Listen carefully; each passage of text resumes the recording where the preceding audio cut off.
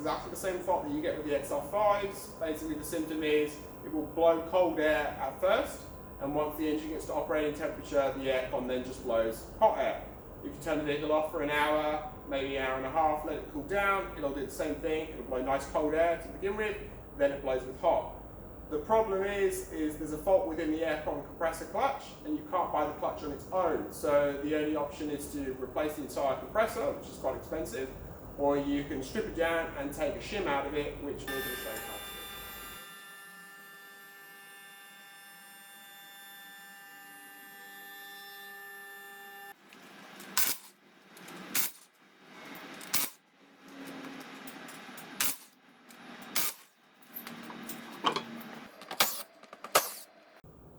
Now this vehicle has one of our heavy duty alley under trays.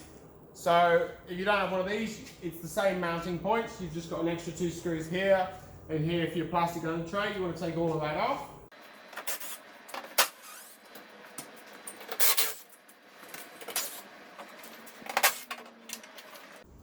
Next, you want to take off the arch liner. So there's T30 bolts, or screws, sorry. One there, one here. There's one here. If the car doesn't have mud flaps, then you've just got one there and you've got one underneath. Because this has got mud flaps, we're just going to take it off with it.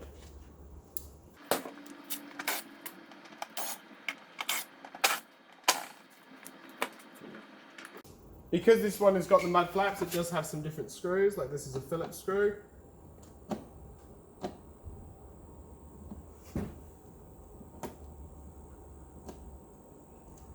And it's got a couple of trim clips that go through into the side skirt there. So we've just got one more T30 Torx bolt, which normally sits under here.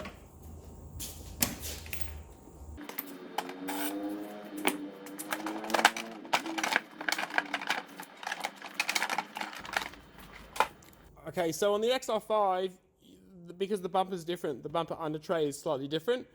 Normally I would take this under tray off, but this vehicle's got a big splitter that's bolted through it, so it's actually going to take us longer than it's really worthwhile.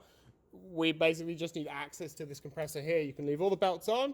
We're going to take this bolt out, fit a puller, and then basically pull that face part of the clutch off. So you've got a 10mm bolt in here. I find it easy to just use a little baby gun, but obviously you can do it by hand. Pull that all the way out.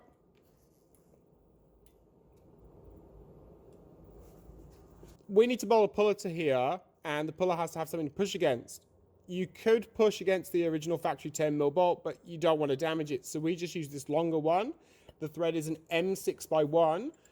You're literally just going to wind it in good few turns so that the pressure is being taken up on the threads rather than anything else. Just wind it in like that till it stops. Next, you just basically want to fit a 3-legged puller. So this is like a steering wheel style puller. And then 3 fine bolts, which will then bolt into here.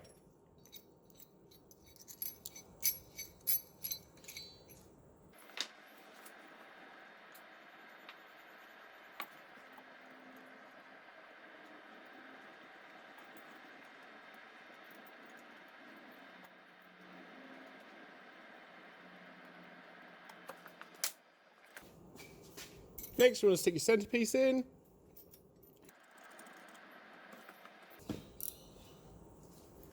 Hold it with one hand, and with the other, tighten the puller bolt up.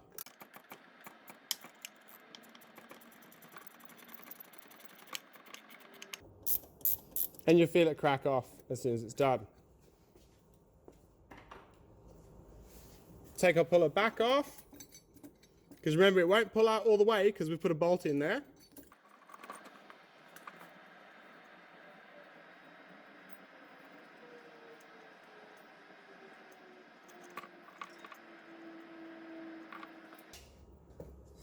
Take our center bolt out.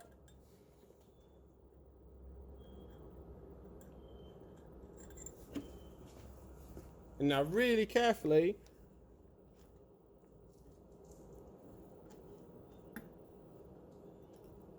give that a wiggle. Now, don't just yank it out because you might have a shim drop on the floor.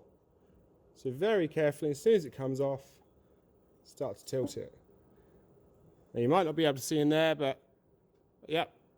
You can just see it looks like a washer. So those are the shims, and this is where that clutch has been slipping. So we're going to take the thinnest one out of there and rough this up. So if we look down in here, you can see you've got these shims. So you just want to grab them out with a pick. There's one. Oh, got it a bit stuck. There's two.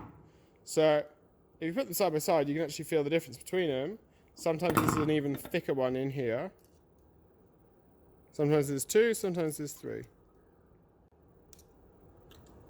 So if you have three, you want to measure which one's the thinnest one with a pair of digital verniers, and you want to take out the thinnest one, not the thickest, the thinnest. If you only have two, obviously take out the thinner one. If you only have two and they are both the same size, just take one of them. So these ones, I've got 0.44 and I got 0.47. Now, really, that's just a manufacturing tolerance, but I'm going to take out the thinnest one. So I'm going to put that on one side. This is the one that's going back in. Now, as you can see, you get dirt and crap build up on this. Just take some emery paper, give it a good clean up.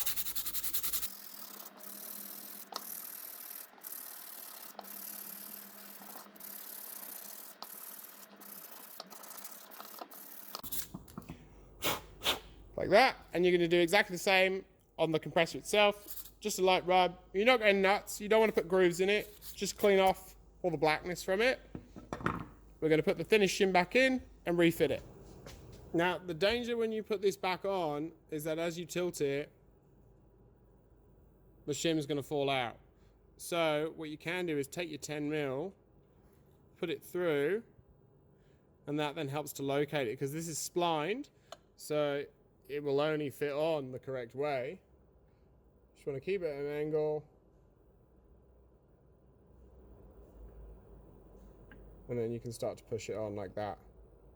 Okay, now it'll push on a little bit of the way, and then basically just tap it all the way home with a copper and hide hammer or a rubber mallet.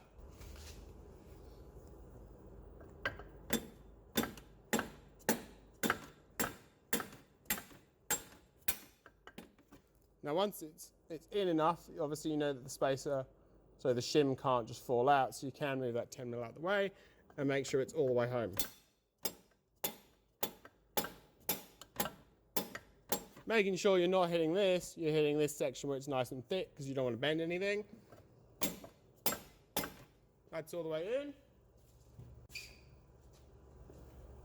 You want to pop a small dab of thread lock on the threads, put the bolt back in, put two of your puller bolts in here.